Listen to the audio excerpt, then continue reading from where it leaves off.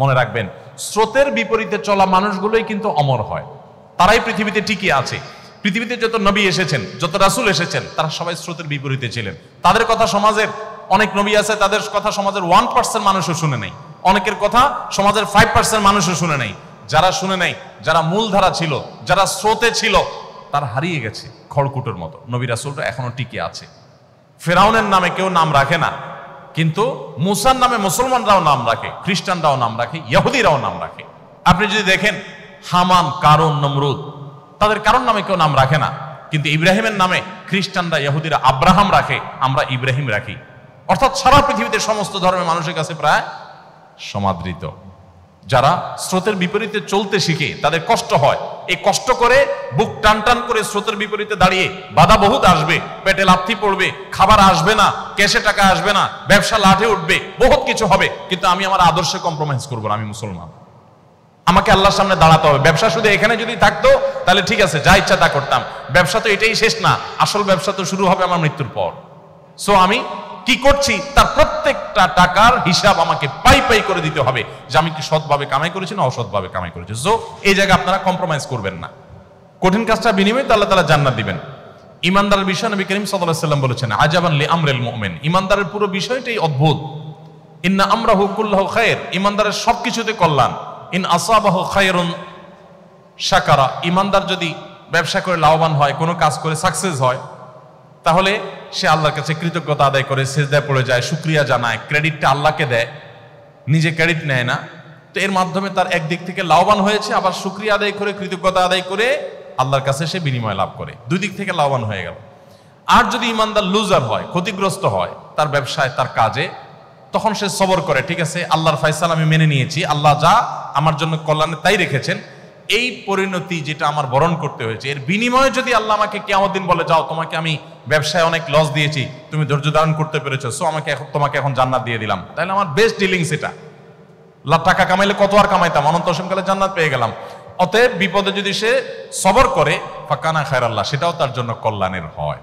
আপনারা যদি সততার সাথে ব্যবসা করেন, ব্যবসা যদি লাভবান হন, শুকর আদায় করবেন আল্লাহ তাআলা, তাহলে ডাবল লাভ হবে। আর যদি কোনো কারণে সততার সাথে চলতে গিয়ে লুজার হন, তো আপনি সবর করবেন, তাতেও আপনার সবরের বিনিময়ে জান্নাত নিশ্চিত হবে ইনশাআল্লাহ তাআলা। সো আপনার হারাবার কিছু নাই, আপনার হারাবার কিছু নাই।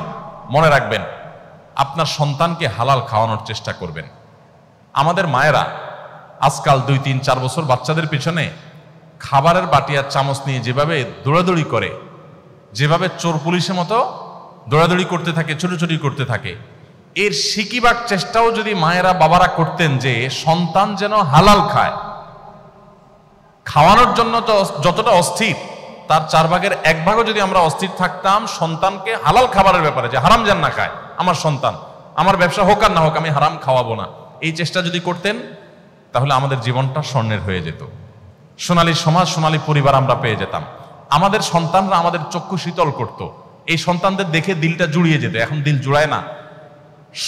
বেশিরভাগ পরিবারে, বেশিরভাগ মা বাবার অশান্তির কারণ হলো তাদের সন্তানরা, কারণ হলো আপনি হারাম খাওয়াচ্ছেন। দেখুন, হারাম এমন একটা জিনিস, এটা আপনি ঢুকাবেন নিজের শরীরে, নিজের পরিবারের সদস্যদের শরীরে, এটা কাজ করবেই করবে। গুলি মিস হতে পারে, এটা মিস হবে না। আপনি একটু পিছনে চলে যান, আমি সবসময় এক্সাম্পল দিই, একটু পিছনে 10 বছর, 20 বছর, 30 বছর আগে চলে যান। এখানে যারা 40+ বয়স আছে, আপনি আপনার শৈশবে চলে যান। আপনার সাথে আপনার বাবা মার যে বোঝাপড়াটা, এখন আপনার সন্তানের সাথে আপনার বোঝাপড়া কিন্তু এত ভালো না। আরো যদি পিছনে চলে যাই তো আরো ভালো দেখতে পাবো। আমাদের চাইতে আরো যারা সিনিয়র আছেন, যারা 50+, 60+ আছেন, তারা তাদের শৈশবে চলে যান। আপনি আপনার বাবা মাকে যতটা শ্রদ্ধা করতেন, আপনার সন্তান কি আপনাকে ততটা শ্রদ্ধা করে? আমরা আমাদের শৈশবে আমাদের বাবা মার কথা যতটা মানতাম, শ্রদ্ধার সাথে নিতাম, এখন কি আমাদের বাচ্চারা আমাদের কথাগুলো সেভাবে নেয়? কারণ কি? আমার বাবা মা আমাকে তো জামা একটা বেশি 2টা কিনে দিতে পারে নাই।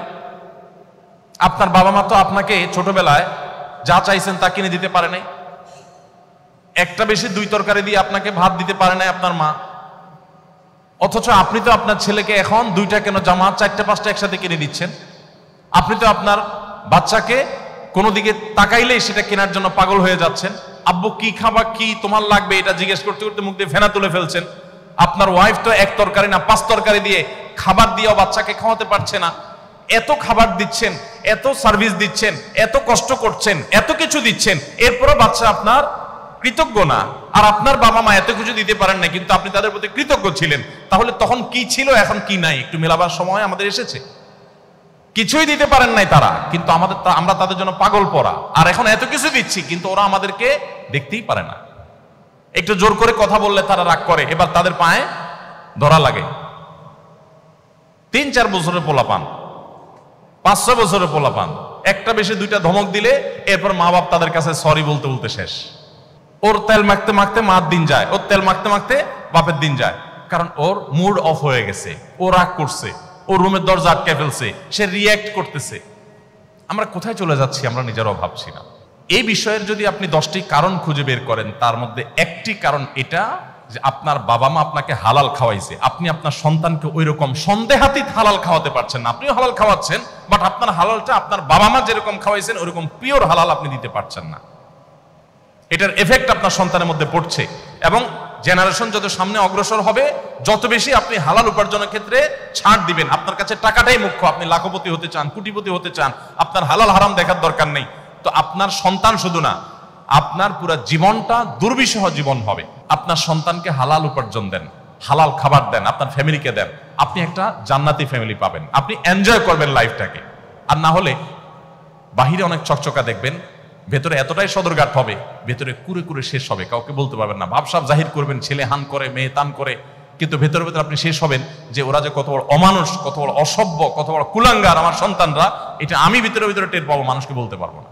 যদি এটা থেকে বাঁচতে চান তাদেরকে হালাল খাওয়ান, হালাল উপার্জনের ক্ষেত্রে কোনো কম্প্রোমাইজ করবেন না।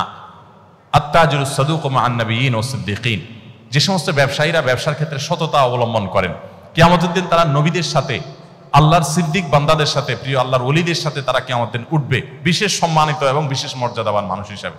অতএব সততার সাথে ব্যবসা করার জন্য আমি আপনাদেরকে অনুরোধ করব, আহ্বান করব। এবং সর্বশেষ মেসেজ ছিল আমার, পুরো ফ্যামিলি সহকারে আসুন, আমাদের একেবারে চার্ট করে রীতিমতো শিডিউল করে আমরা সারাদিনের কার্য তালিকা ঠিক করে পরিবারের সদস্যরা সবাইকে নিয়ে আসুন আমরা কোরআন চর্চা করি, হাদিস চর্চা করি এবং ইসলামের দিকে অগ্রসর হওয়ার চেষ্টা করি, প্রতিদিন আমল করার চেষ্টা করি, ভালো মানুষ হওয়ার স্ট্রাগল করি, এবং সেটা পুরো পরিবারের সমস্ত সদস্যদেরকে নিয়ে, এবং পরিবারের সদস্যদেরকে একটু সময় দেন, নিয়ে একটু বসেন, সমস্ত মোবাইল টোবাইল অফ করে, মোবাইল সব দূরে রেখে 10 মিনিটের জন্য বসেন, যে 10 মিনিটের জন্য মোবাইল থেকে দূরে থাকো সবাই। আসো আমরা একটু পর্যালোচনা করি, আমরা আল্লাহ থেকে কে কতটা অগ্রসর হতে পেরেছি, কে কতটা দূরে সরে গিয়েছি, আমরা একটু পর্যালোচনা করি। ইনশাআল্লাহ আমি আশা করি এরকম একটা লাইফ যদি আপনি করতে পারেন, এরকম একটা ফ্যামিলি যদি আপনি করতে পারেন, আপনার ফ্যামিলিটা আপনি উপভোগ করবেন, আপনি এনজয় করবেন। সবাই সততার সাথে এবং সুন্দরভাবে জীবনযাপন যেন করতে পারি। আজকে এখানে হয়তো বাণিজ্যিক উদ্দেশ্যে আপনারা একত্রিত হয়েছেন, জান্নাতে যেন আল্লাহ তাআলা আপনাদেরকে একত্র হওয়ার তৌফিক দান করেন, আমাদের সবাইকে যেন আল্লাহ তাআলা জান্নাতে এভাবে একত্র হওয়ার তৌফিক দান করেন, আমরা সেই দোয়া করি।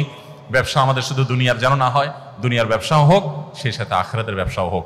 আমরা দুনিয়াতেও এগিয়ে যাই, আখিরাতেও এগিয়ে যাই, ইমানদারের দৃষ্টিতে শুধু মৃত্যুর আগ পর্যন্ত না, বরং অনন্ত অসীমকালের জীবন পর্যন্ত। সো আমাকে এই জগতে এবং ওই জগতে, উভয় জগতে সফল কাম হওয়ার চেষ্টা করতে হবে। আল্লাহ আমাদের সবাইকে তৌফিক দান করুন। জাযাকুমুল্লাহ খাইর। আস-সুন্নাহ ফাউন্ডেশন, উম্মার স্বার্থে সুন্নাহর সাথে।